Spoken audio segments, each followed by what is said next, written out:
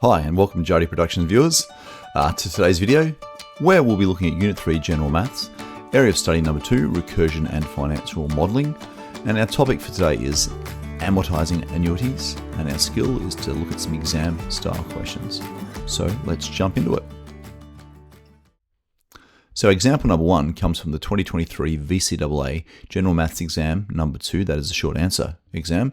Question number 6. It states, Arthur invests $600,000 in an annuity that provides him with a monthly payments of $3,973 exactly. Interest calculated monthly.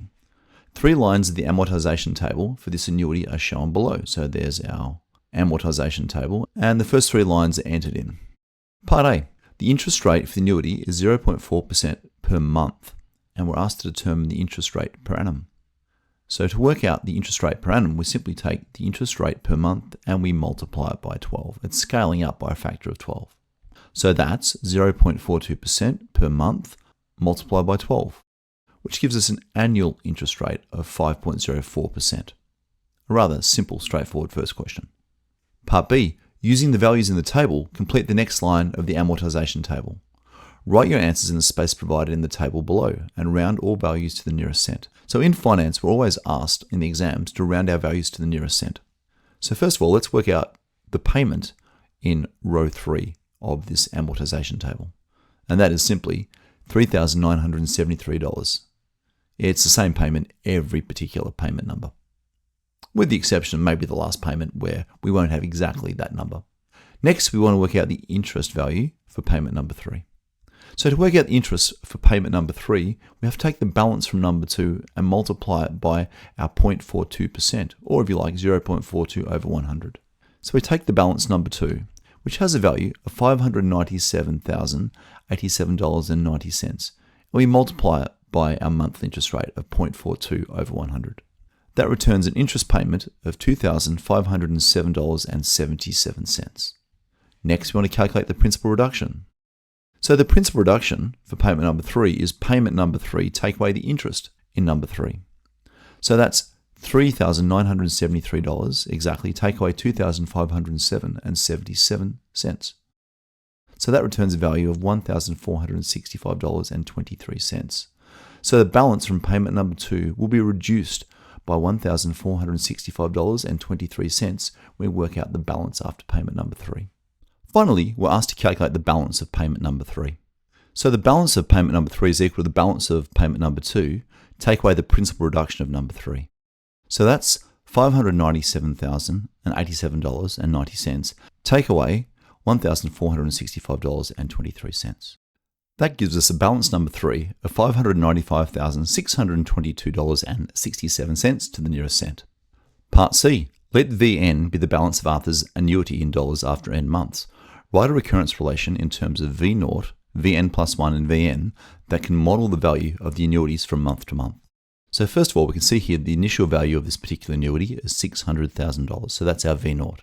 The recurrence rule is Vn plus 1 is equal to 1 plus 0.42 over 100 times Vn take away 3973.00, where Vn plus 1 is the next payment's balance, and the 1 plus 0.42 over 100 is the multiplication factor, the Vn is the current payment balance, and the 3973.00 is the payment.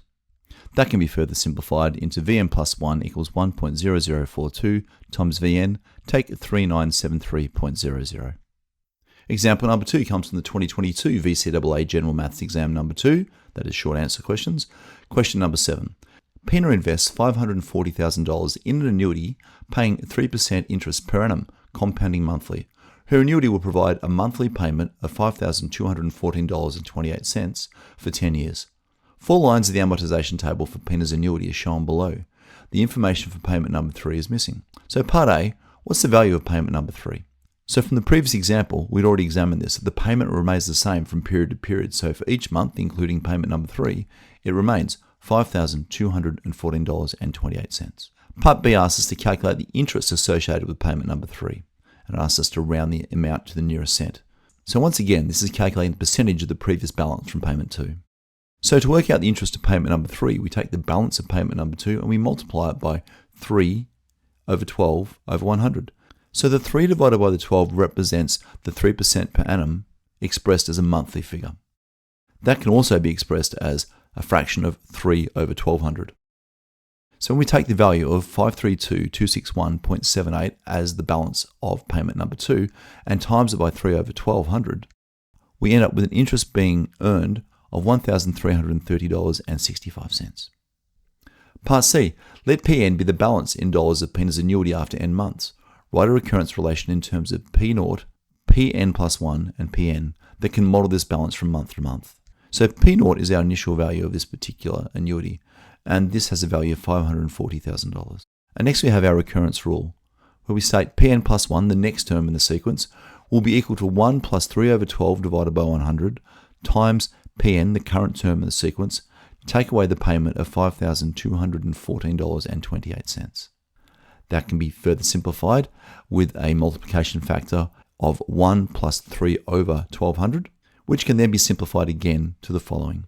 So our recurrence relation for this particular annuity, looking at monthly payments, has P0, the initial value of $540,000, and the rule is that PN plus 1 is equal to 1.0025, that's the multiplication factor, times PN, take away 5214.28.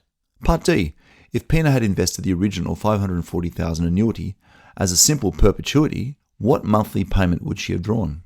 Now, just our understanding what a perpetuity is. A perpetuity is an investment, annuity if you like, that gains interest periodically, and then that exact amount of interest has been paid out. So quite simply, from this table, we can see that from payment number 1, we have interest being earned from our opening balance of $540,000 being $1,350. So that's the interest we've earned after one particular month. Now, the payment we would take out would be exactly equal to that. So payment 1 would be equal to the interest earned in number 1. That's a simple way of looking at a perpetuity. If we wish to look at this from a financial solver perspective, we're looking at the first month, interest rate of 3% per annum. The principal value is $540,000. It's negative because it's money we've invested into the bank. It's negative cash flow. The future value will remain at $540,000 because, after all, it's a perpetuity. The payments per year is 12 because it's monthly, and so the compounding periods per year is also 12 because it's monthly. We put that into our calculator and we press enter on the payment, and we, of course, get a payment of $1,350. It's positive because it's a cash flow coming back to us, or in this case, PINA. So that's a second way of checking using the financial solver what the payment would be for 1 month. And in fact, being a perpetuity, it doesn't matter what n value you use, but n equals 1 is the easiest.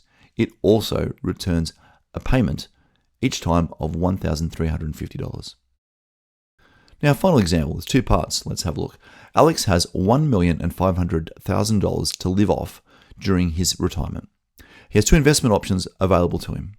Option number 1, a perpetuity account that is earning interest at the rate of 8.2% per annum, compounding monthly and providing monthly payments.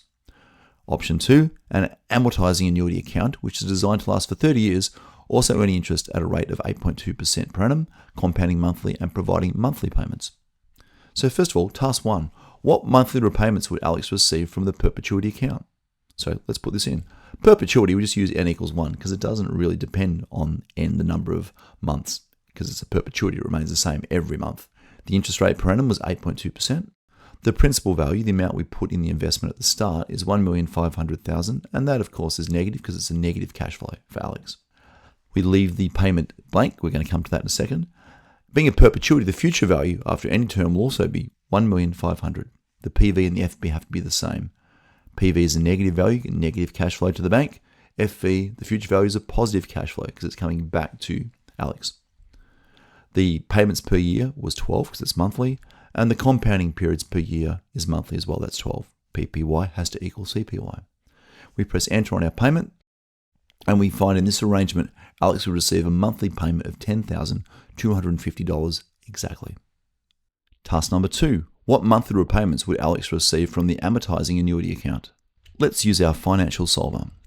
Well, we know that for 30 years, times 12, because we have to have n in months, that equals 360 months. The interest rate remains 8.2% per annum. The principal value remains $1.5 million, and it's negative because it's negative cash flow from Alex to the bank. Payment will leave blank. The future value is going to be 0. This is an amortising annuity. It reduces value down to 0. The payments per year is 12 because it's monthly, And we read that it's compounding monthly, so the CPY, the compounding periods per year, is also 12. So PPY and CPY are both 12. They have to be equal. When we press enter on the payments, we see in this arrangement that Alex would receive a monthly payment of $11,216.32. You've been watching a Juddy Productions video. If you've enjoyed and indeed learned something from this video, then please remember to like, share, comment, and subscribe. And as always, thanks for watching.